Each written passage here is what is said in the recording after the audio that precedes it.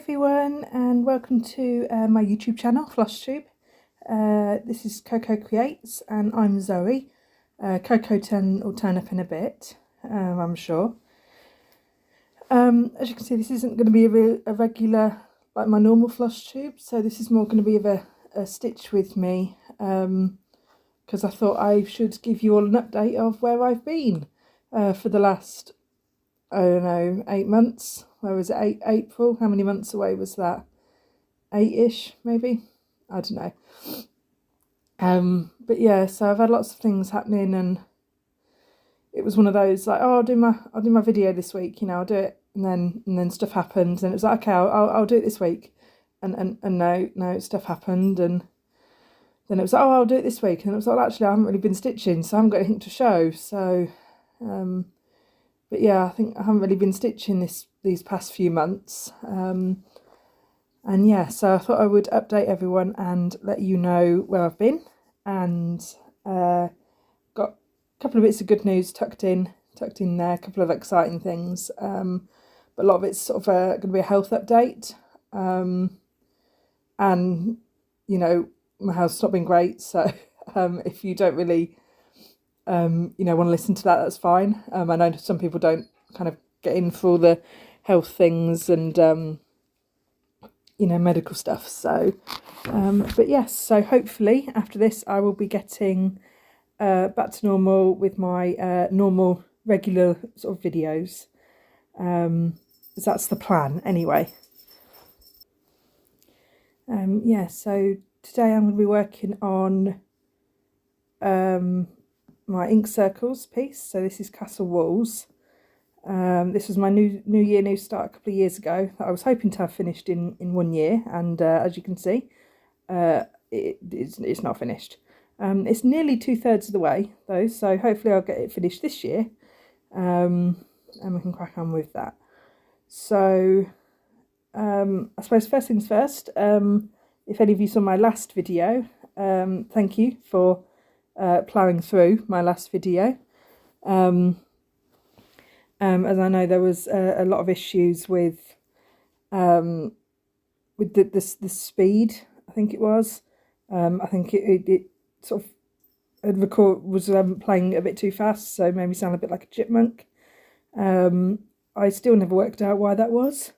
I did try and fix it. Oh, I'm losing my voice. I did try and fix it. And I sort of re-uploaded the video again, but that didn't really work. It sort of fixed it for like the first part of the video, but then it kind of went back to its little whatever it was doing for the second half, which was a bit inconvenient. But what I've done is I thought, oh well, what I'll do is I'll archive this video, because obviously some of you may remember I did my giveaway. So I thought, well, if I archive it instead of deleting it, then all any of the comments that are on there that were entries into my giveaway will be saved and blah blah blah. So I did that and I archived it, and then YouTube was like, oh, by the way, when you archive stuff, we delete the comments. I was like, oh, that was a waste of time, wasn't it? So ended up losing a lot of the comments for that. So which, you know, I wasn't very impressed with. But I thought, well, it's okay, I'll do another video and I'll talk about that, but obviously I did not. So I will still be doing that giveaway, but I will be re-entering it, so at the end of this month, and then everyone can sort of comment anew on that, so we will be doing that. Oh, and Coco's playing. I don't know if you can hear her in the background. She's found one of her little toys to play with. But yes, so that was that video. Hopefully it's all sorted now and this will work out fine. So that's what we think anyway. But anyway, I thought I've written a list of basically where I was sort of all the time. So I'm just going to run through and go through basically what's been happening. Obviously some of it made it so that I couldn't do a video, and some of it was just, this is stuff that happened. But I thought I don't really talk about my health that often. So I thought if I just cram it all into one video, and then if you aren't that into my health, then you don't have to listen to it every week, every video. So, but yeah, so that April, So I'd recently, the year before, I had surgery on my leg that I'd been waiting a while for. This was the 6th surgery on that knee. It's just my left knee, because my knee keeps dislocating. So some of you might remember me explaining I have a medical condition. I have a genetic disease called Ehlers-Danlos syndrome. And it basically means that my body doesn't process or sort of use collagen in the way that it should.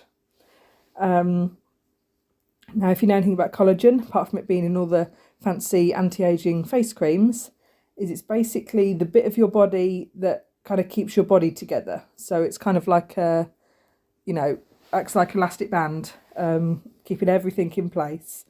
Everything together, and well, mine does not. So my joints dislocate a lot, my kind of organs move around a lot because they're not held together. My bones can break a lot because bones are made of keratin and collagen, and obviously that's one half of that isn't working. So yeah, so I'd tried to have surgery on this leg. I'd had it on my other leg as well, but this one to try and stop it dislocating all the time. So yeah, this was I think the sixth or the 7th try, and this time I was having to go to Bristol, so that's about a 4-hour drive from my house. So it's like the furthest away from my house you could possibly go in this country. So I'd had that the year before, and I'd basically had a couple of falls, but that makes me sound like an old lady. I'd fell over a couple of times onto that knee, and I'd pulled part of one of the tendons out, or one of the ligaments. I couldn't work out which, but I'd ripped one of those. So I had to book an appointment back to see the surgeon. So I had to drive down. Surgery, had some MRI scans and that, and he says, well, all the structural stuff is where I left it. So all the structural stuff he'd done with the bones, that was all where it was. He says, yeah, your ligaments they're just too stretchy, because the elastic's gone, basically, the collagen's gone. So when you get elastic band and it just stretches and stretches and stretches and then doesn't go back to normal. Yeah, so that's basically what my ligaments have done.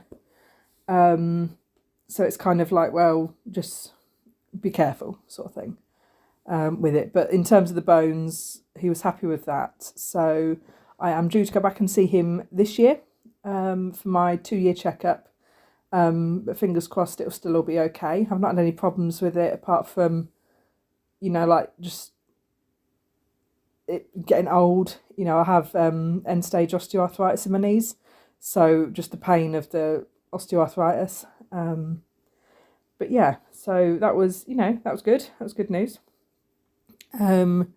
So trotted my butt back from there, and then let's see, so that was April, May, and then in May I had to finally my referral came through for gastroenterology, because I've had a lot of issues with my stomach and not digesting food and blah blah blah.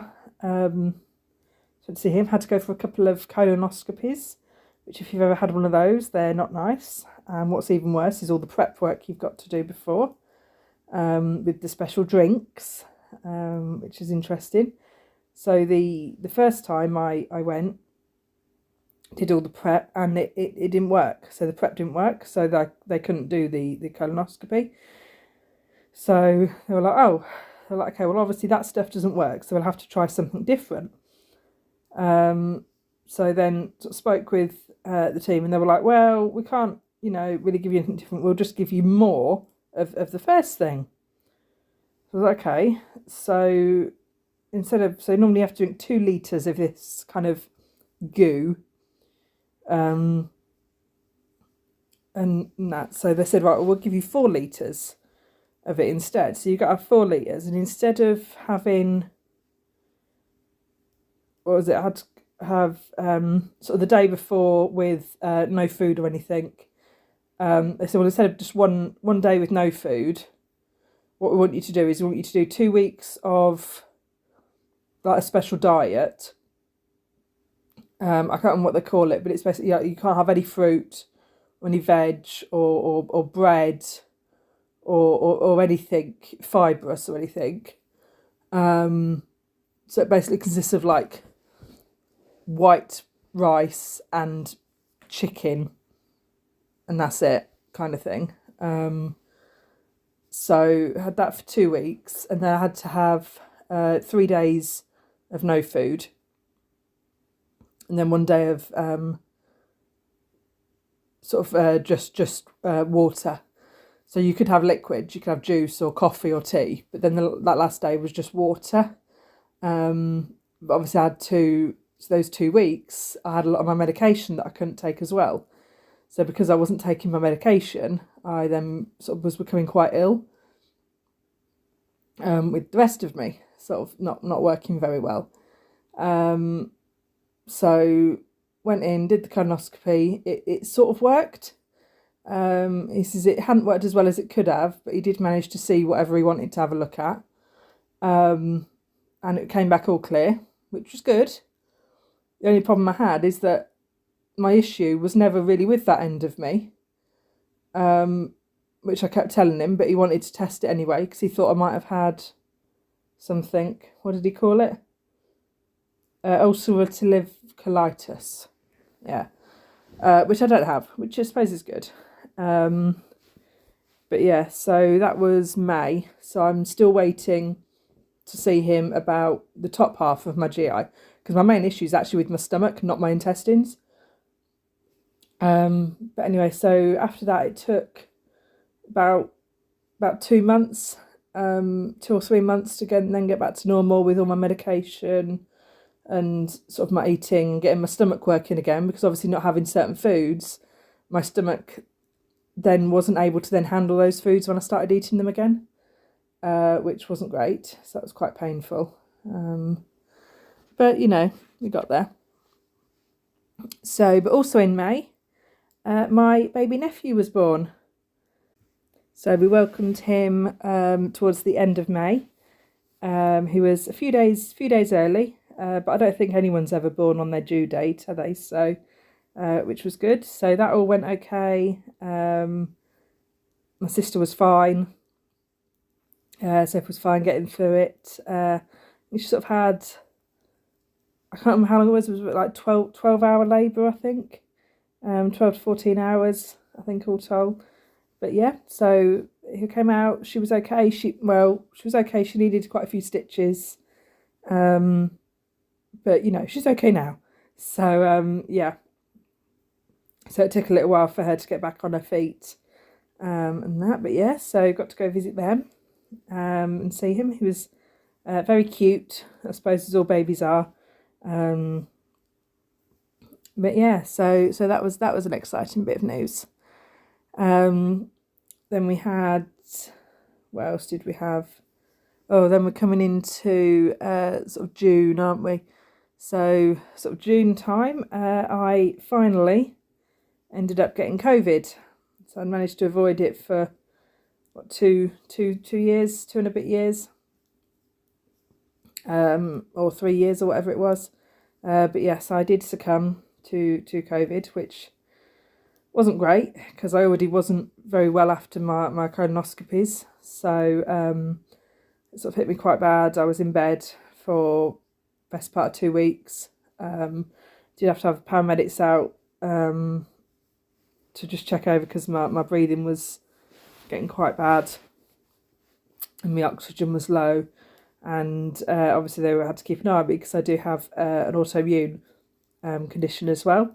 So despite the fact I'd already had, I think by that time I'd had 4 lots of the vaccine, they were pretty sure that actually that the vaccines hadn't worked at all. So yeah, they had to keep quite a close eye on me. They gave me an oxygen monitor thing, so I can monitor it myself as well while they weren't there, and keep an eye on that. But yeah, I mean, obviously I did make it through. So yeah, I had that for, had it for about 2 weeks, and then it was a few more days until I tested negative again, and then I could sort of come out of my room. But yeah, so that was not great. Still not too sure where it came from.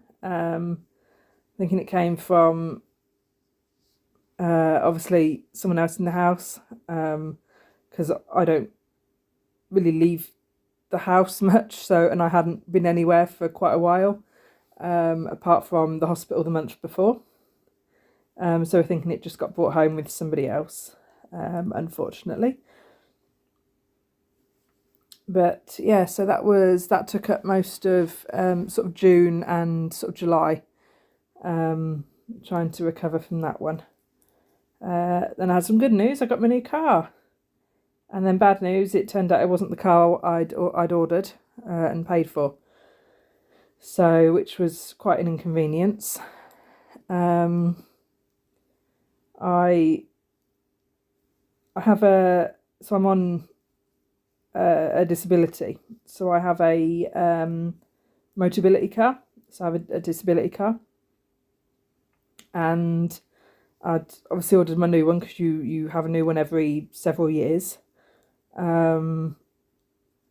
And yeah, I got in and I said, right, I need the car to have this specific number of things, and they'd gone, yeah, we can do that, give us this amount of money. So I gave them the several £1,000s for it, because obviously, despite it being a Motability car, you still have to pay for it, you don't get it for free.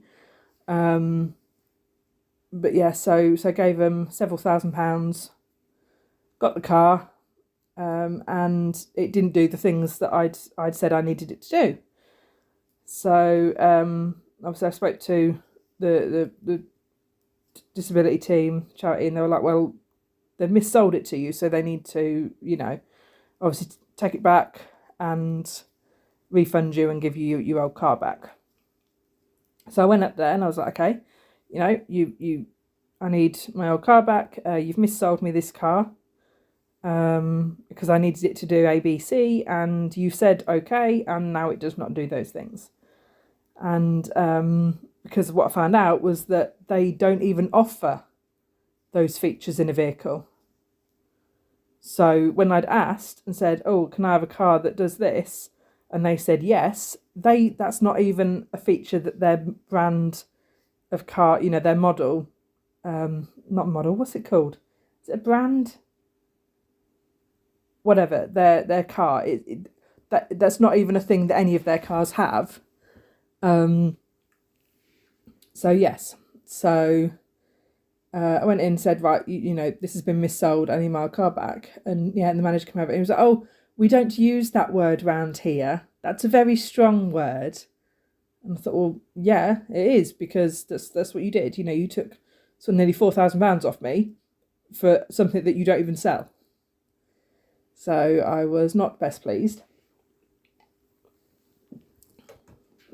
But obviously that was his stance. So he said that he didn't have my old car anymore, that it had already been moved on.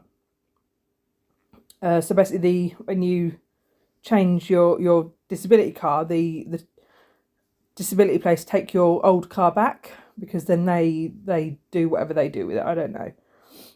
So he's like, no, they've already come and collected it. It's gone. So obviously I rang them back and was like, oh, they said you've got it. They're like, no. They're like, we don't come pick him up like that early. He's still got it. We can see it on the system that he's still got it. Rang him. No, we don't have it. It's like, fine. So this went on for a couple of weeks, going back and forth, before the team were like, no, we can literally, this is the mobility team. So like, we can literally see it on our computer. We can see exactly where your car is, and it's right there. He's still got it. So I went back and was like, okay, I've spoke to them and they can see that it's here. So you do have it. So he was like, oh, well, I'll have to go and have a look for it then. I thought, well, yes, that's your job. Like, this is your business. This is your garage. This is your forecourt. You should know what cars you have on it. And that. So he was supposed to go look, but instead of going and looking, he actually went on and had his lunch break. So I could see him through his office window. So once I noticed he was on his lunch, I shouted a bit and was like, excuse me, I'm still here.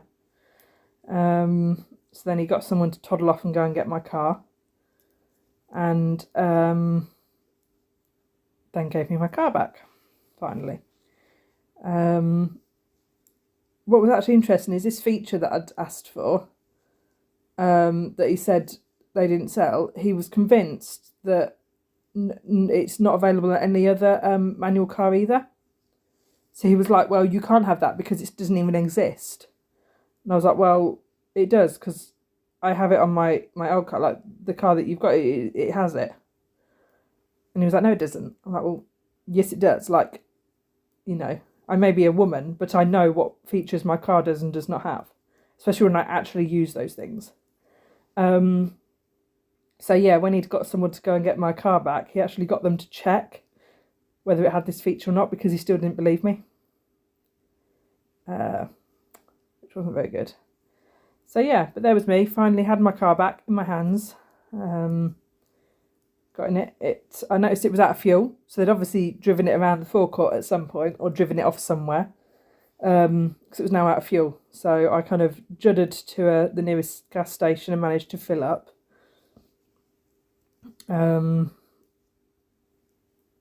But yeah, got home and was like, right, so now I need the refund for all the money I paid them.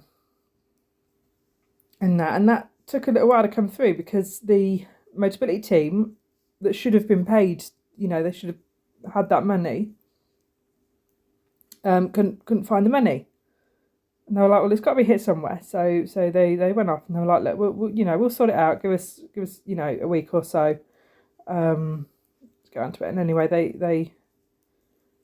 they found it. They were like, okay, we need to refund you. So they refunded, obviously, part of it that they could.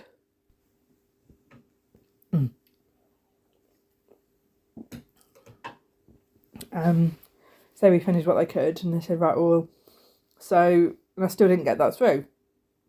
And I went back, and they're like, well, we can see we processed the refund. So, you know, we speak to the refunds team, and it's just sort of went back and forth between the two teams. And whilst they'd issued the refund, the reason it hadn't come back to me as been refunded was because the garage where I bought the car from had never actually paid the money that I'd given them. They'd never paid it to Motability. So Motability couldn't refund it to me because they never had it from them in the first place. So I had to then go back to the garage. The garage, and be like, excuse me, you still have my £4,000 or whatever it was. And he was like, oh yeah, we were waiting for you to ring and ask for it back. I'm like, why? When I said I needed the refund, why didn't you just do it then? He's like, oh, well, you were upset. I was like, okay. He's like, yeah, but you were very upset that day, and we didn't think it wise to bring it up. I'm like, excuse me? I'm like, so I was upset, which, you know, I wasn't really upset. I was more pissed off than upset, but that's not the point. So he says, I was upset because they'd lied about where my car was and pretended they didn't have it. So in order to make me less upset, they refused to tell me that they also had my £4,000 if I wanted it. I was like, I don't understand how that makes sense. But anyway, so had to get this sorted with him, and finally they released the money, so I got that money back. But yeah, that took up until September, October time, so it was good sort of, what, 3 months from obviously giving them the car back that it took to get the money. So I was not best impressed. I mean, you know, that's a lot of stitching supplies, you know. Obviously, no, I did not then spend that money on stitching supplies because I have to, you know, still buy a new car. But anyway, so, I mean, in terms of the car, I have had issues trying to find a car that's suitable for me, because there's certain things that the car needs to have, but also it needs to be, I mean, I'm nearly 6 foot tall, most of my body length is in my legs. So I need to have a car that has the distance between like the pedals and the driver's seat so that I can actually get in the car. But I also need one that will fit my wheelchair in the boot, which is actually really hard to find because, I mean, I don't know about anywhere else, but in this country, when you're looking at boot sizes, they like to give you it in litres. So as a volume. And I'm like, well, that's all well and good, but like I can't visualise what 650 litres of boot space looks like. And also, like, what dimensions is that? You know, it's so knowing whether, you know, whether my wheelchair would fit. So, but yeah, I've never met anyone else that measures size in litres like that. Like, and I've never met anyone that fills their boot up with, you know, their trunk, that fills it up with water. Like, I don't even understand that system. But anyway, so that makes it quite hard to then find what I'm needing. But after speaking with Motability and was like, you know, I'm really struggling to find a car that fits these things. What they've done is they've extended the lease on my current car. So they've said, well, because you know, there isn't another car that would fit what you're needing, you can keep this, and since this car is perfect for what you're needing, you can keep it for another year, and then obviously we'll assess then if there is another car that you can get, because a lot of like manufacturing issues and like import issues with Brexit has meant that I can't get another model of what I've got because I can't get it into the country, or rather not that I can't, the company that sell, you know, the car can't get it into the country.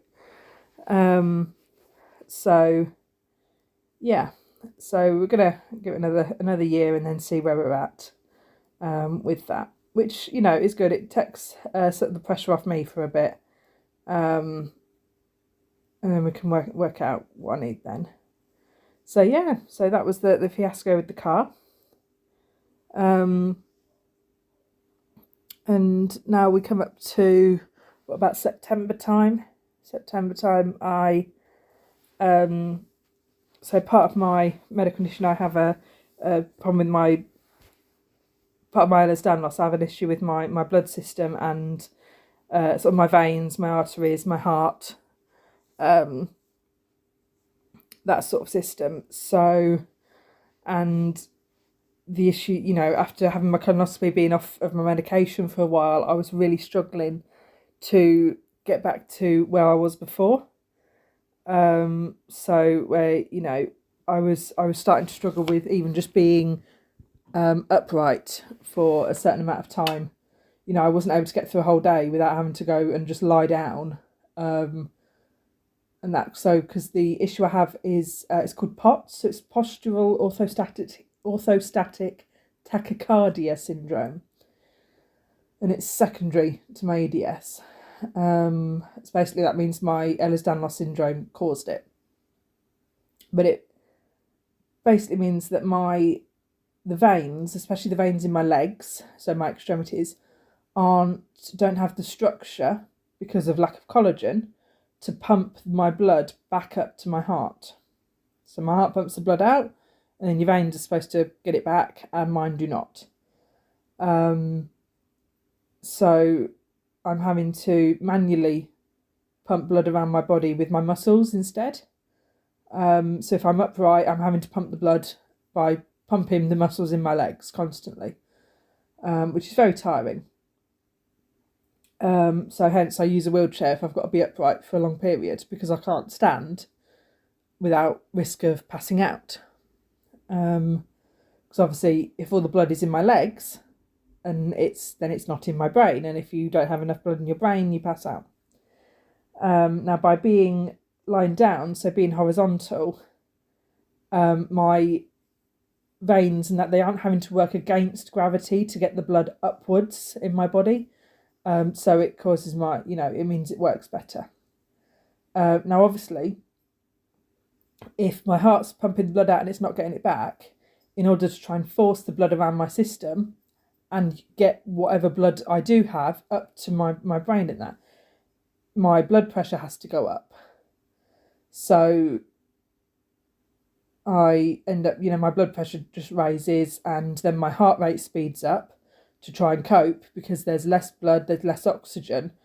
So it's a bit like, you go running to get enough blood, enough oxygen around, your heart rate increases. Well, mine has to do that because my blood is pooling in my legs, so my heart rate is having to increase to get what little oxygen there is around my vital organs, my heart, lungs, brain.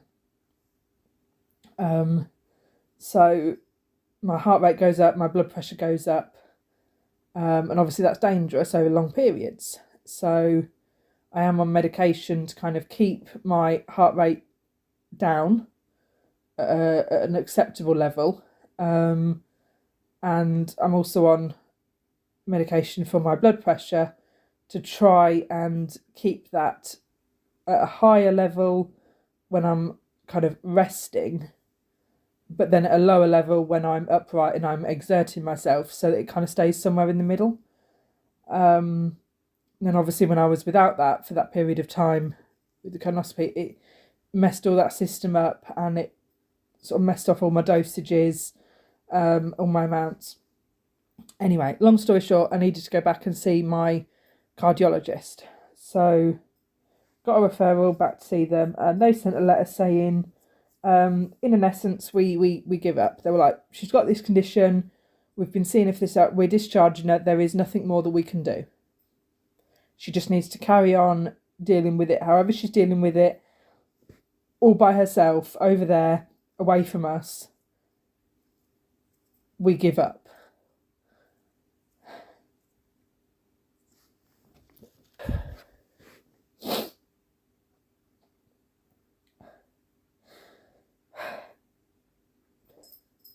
Unfortunately, that's not the first time I've heard that.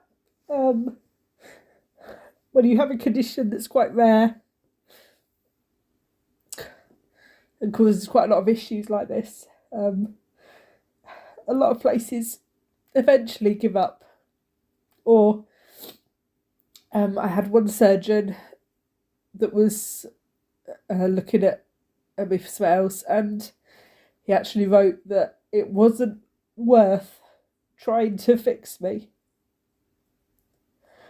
It wasn't worth it.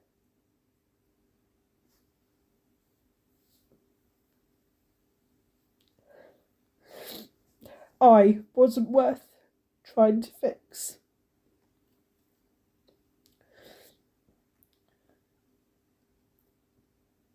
Because there's such a high risk of the surgery failing in somebody with my condition. It would have ruined his reputation of having a 100% success rate.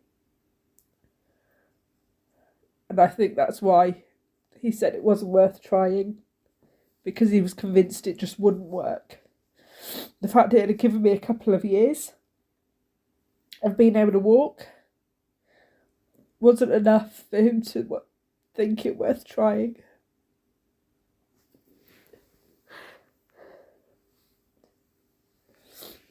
So that was when I ended up going up to the really posh specialist over in Bristol instead, who was happy to try because he didn't care about his success rate. He just wanted to try and give me some more time.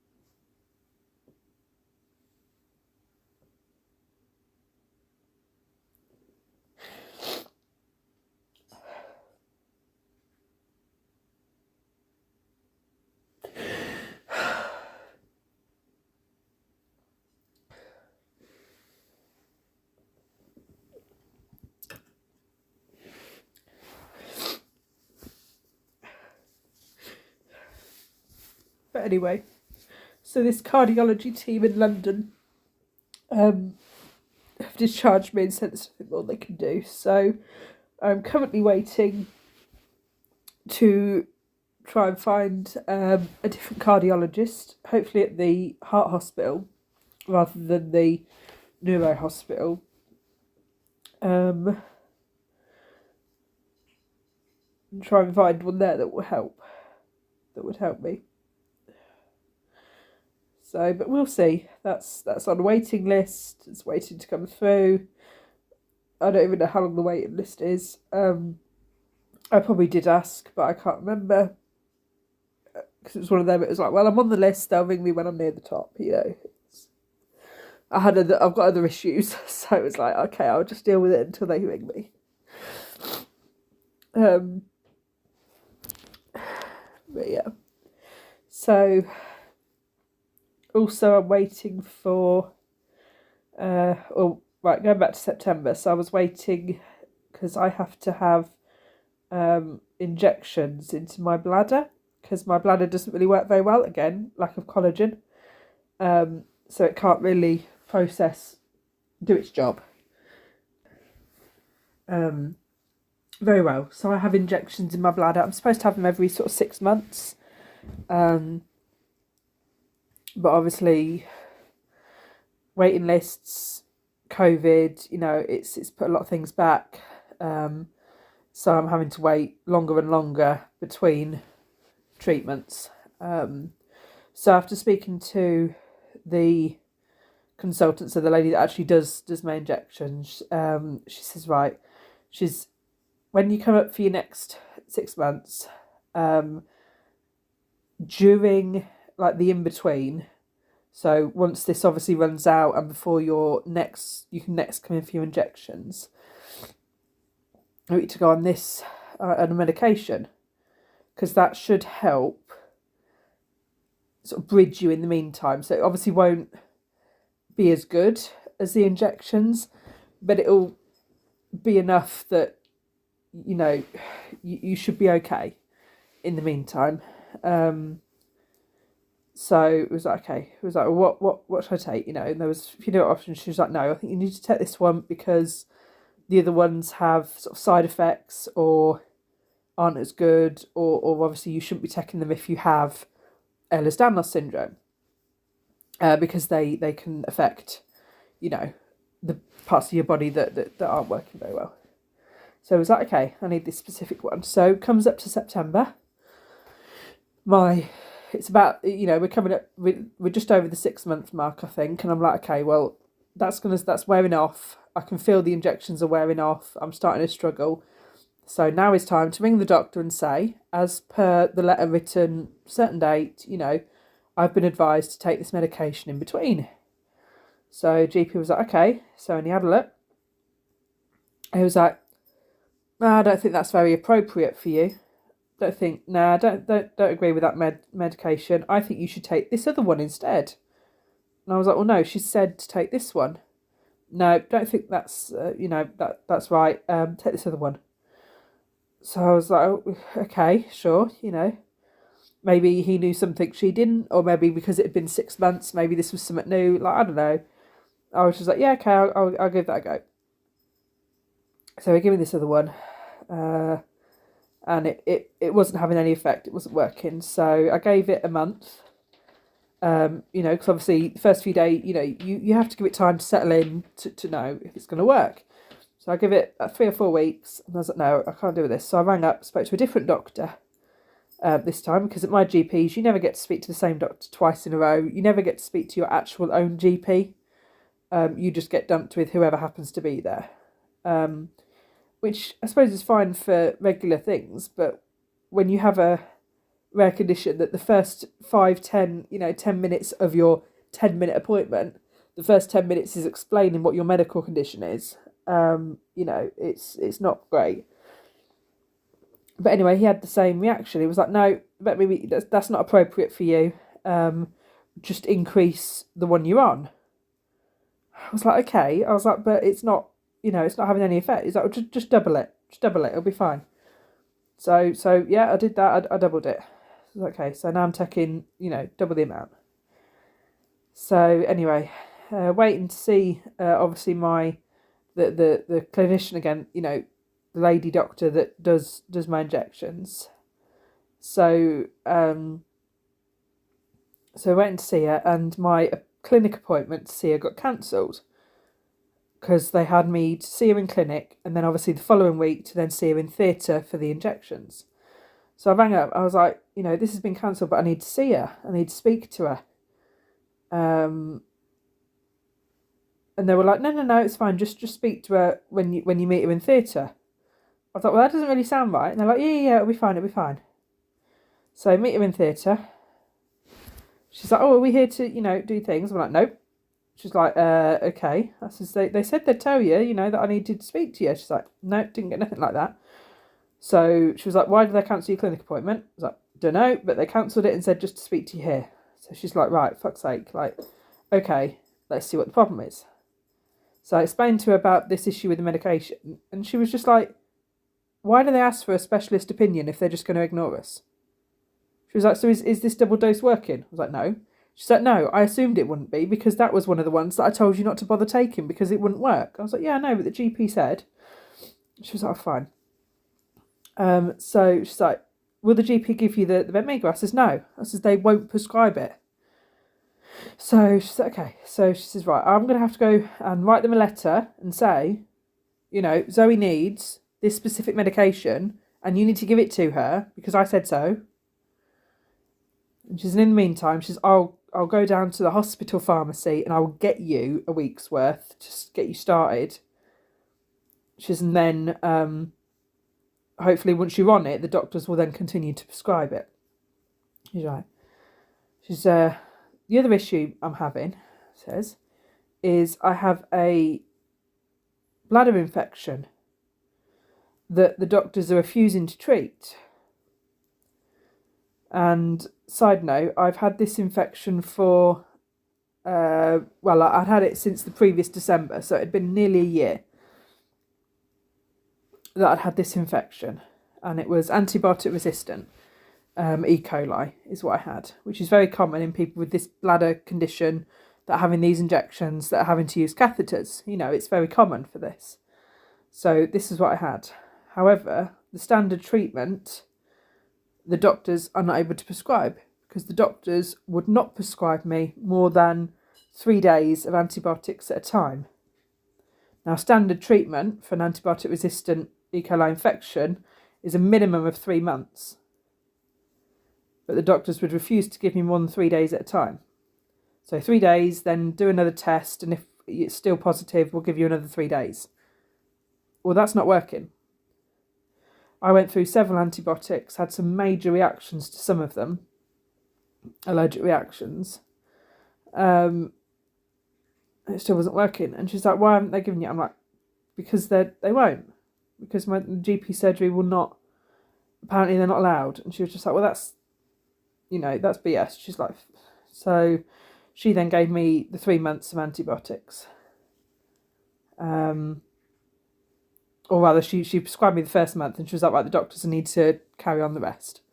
So obviously the hospital pharmacy doesn't hold and kind of, you know, an exorbitant amount of all of these meds. So she's like, here, this is enough to get you started. So got that started. Getting my 3rd month through. So recently has been a problem though, because I ended up going 10 days in between without any antibiotics at all.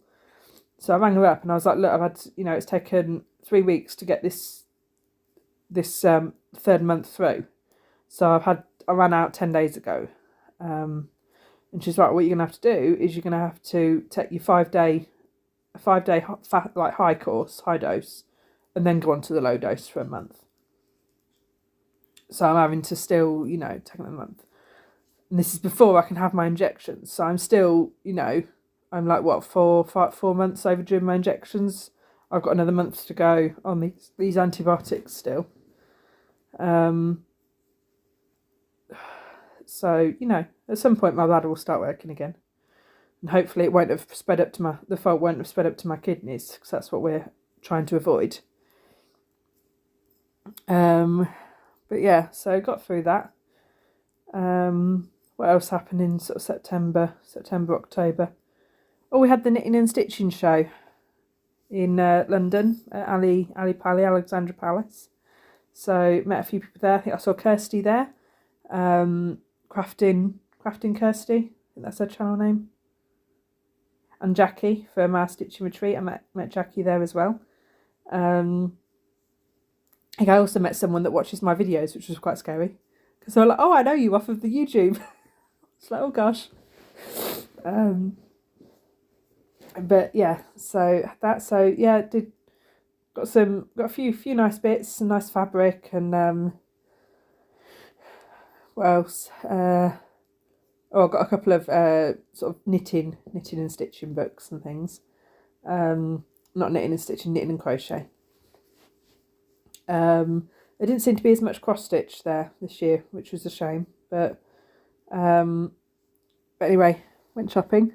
Afterwards, I did have to email them regarding their accessibility. So I used my wheelchair that day, and amongst many other things, I was told that I couldn't park in the disabled car park despite having a disabled permit, a disabled badge. I had to park all the way down the end at the bottom of the hill and get a bus up. The bus didn't have a wheelchair ramp, so I had to have someone lift me and my wheelchair onto the bus, and then lift me back off. And then I was dropped at the bottom of a massive hill that I had to then get someone to push me up, because it's really hard to push a wheelchair up a hill when you're in said wheelchair, especially without dislocating your shoulder, which mine do frequently, which is inconvenient. The ramp, the ramp up to the entrance of Alexandra Palace was blocked off, and there wasn't any staff members there to remove the barriers. So I had to go round and come in up the step into the cafe, because at least that was just one step instead of 4 or 5. So I had to be lifted in. By the end of the day, all of the disabled toilets, the accessible toilets, were out of order. I'd taken my nephew with me for the day. There was no baby change facilities. There was no baby change facilities inside the disabled toilets either, So sort of had to put his changing mat on the floor in a corner of the room and change him just in the middle of the room, which wasn't great. Wasn't very nice, but, needs must. Anyway, and various other things had happened. So I did email them, and they emailed back basically saying, well, you need to give us the names of the people that told you the disabled toilets and that were out of order. And I thought, well, first of all, I noticed the toilets were out of order because there was a big ass sign on the door and it was locked and it said out of order. No one told me. I read it with my eyes. But they weren't having that, apparently. No. So still waiting for an adequate response from them, which, considering that was October and we're now in January, I don't think I'll get anything back from them. Whether I'll be going back down to the knitting and stitching show next year we're going to have to wait and see. I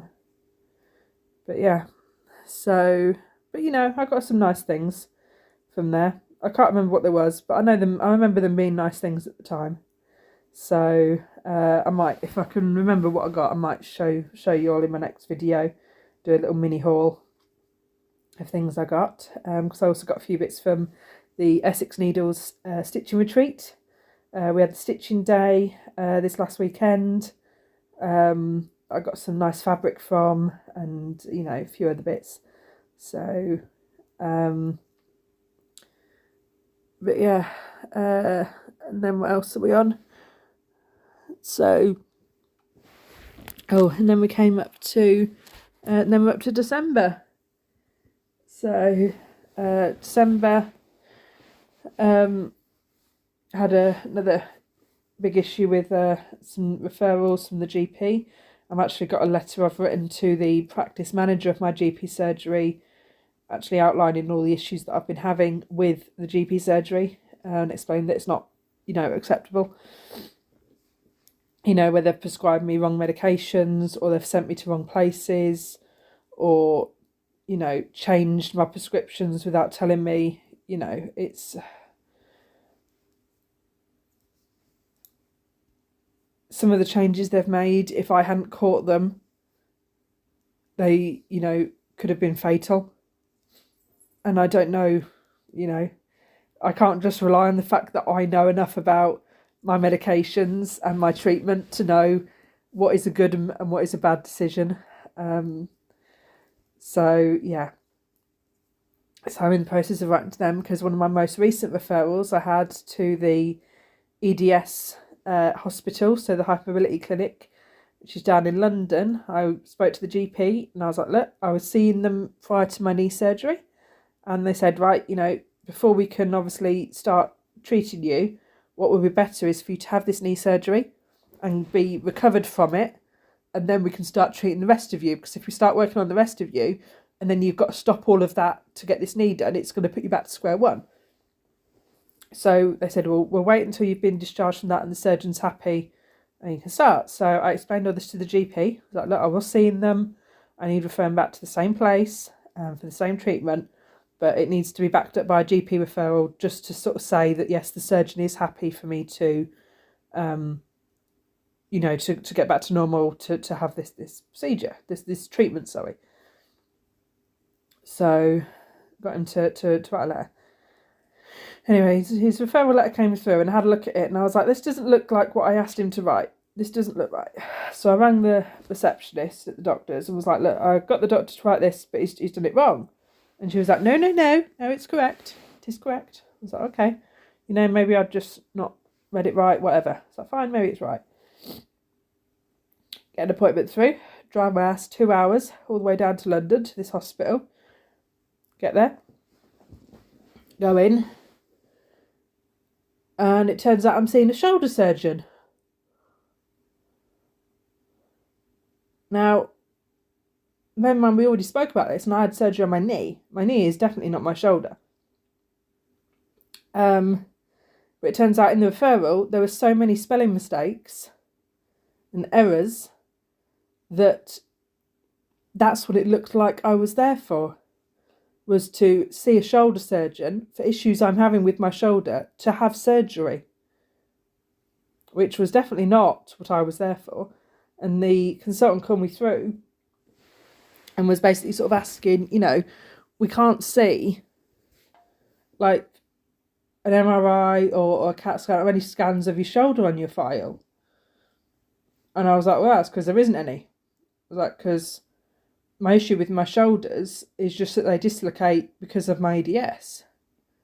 I know what the issue is. I don't need a scan to tell me that. And they were like, oh, why are you here? And I sort of said, well, I don't know. Why do you think I'm here? And they brought up the referral. And I was like, right, no, I'm here for, you know, see this doctor for this second. They look back and they're like, oh, yeah, I can see those notes. So, yeah, that's who you should be seeing. I'm like, yeah, I know. They're like, well, why did the doctor refer you here? I was like, I don't know. This is obviously because he can't write properly. So, yeah, so, well, since you're here, I'll check over your shoulders anyway. So she'll give me a once over of my shoulders and give me some sort of physio exercises to do in the meantime to help with me using the wheelchair. And was like, right, she's, well, I'm going to write through to the doctor that you should be seeing and explain that I've seen you. She's, what you need to do is obviously speak to your GP and get them to write the referral correctly, because, you know, all the boxes have to be ticked. So I've done that this week, Friday. So Friday just gone, so I'll give them a couple more days to, and then I'm going to actually go on and check and see what the referral says. And hopefully it's correct this time. But obviously we'll have to wait and see what it says. But yeah, and then hopefully I'll get referred through to the right place. But yeah, so that was my year. And that takes us up to the end of the year. So my nephew had his first Christmas here with us. So we had sort of Nana and Grandpa, and then me, Auntie, and his mummy and daddy, and him here. His first Christmas, which is quite nice. He was quite enamoured with all the, you know, the colours sort of on the tree and things like that, which is quite sweet. But yes, so he is coming up to 8 months old. He'll be 8 months towards the end of January. But yeah, he's getting there. He's getting a bit more involved now, so always has to be doing something. So as a very short attention span, but he likes to sit and watch the fish tank, and he likes to pet the cats. So you know, he's getting there. He likes to come in the kitchen and watch you cooking dinner. So we sit him in his little high chair. So yeah, so my sister will be going back to work this month. So we're going to be sort of on babysitting duty while she's at work. So we'll have him sort of one or two nights a week. Sort of why they're both out at work. But yeah, we'll be starting nursery soon, which will be good. So it'll be nursery, I think one day a week is what they're looking at.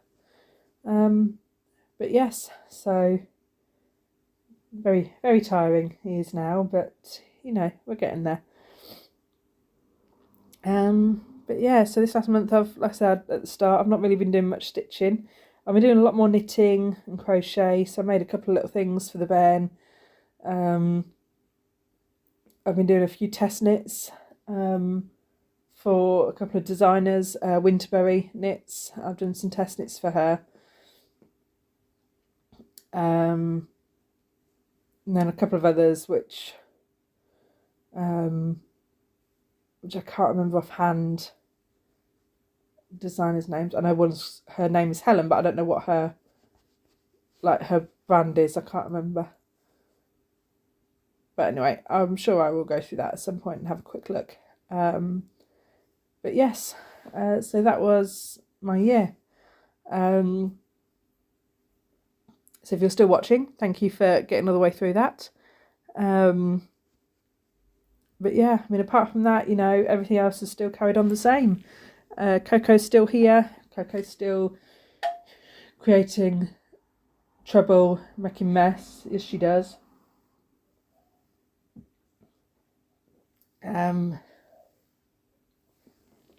I got a couple of new starts. I started something new on the 1st of the year with Teresa. Teresa Little Stitcher. The Teresa made me do it, Sal. But yeah, so I started a fancy chameleon that I'll be showing off in my next video. I was going to be starting a fancy lady, but I'm still waiting for my fabric to come for that, so couldn't start her just yet. But yeah, so like I said, this is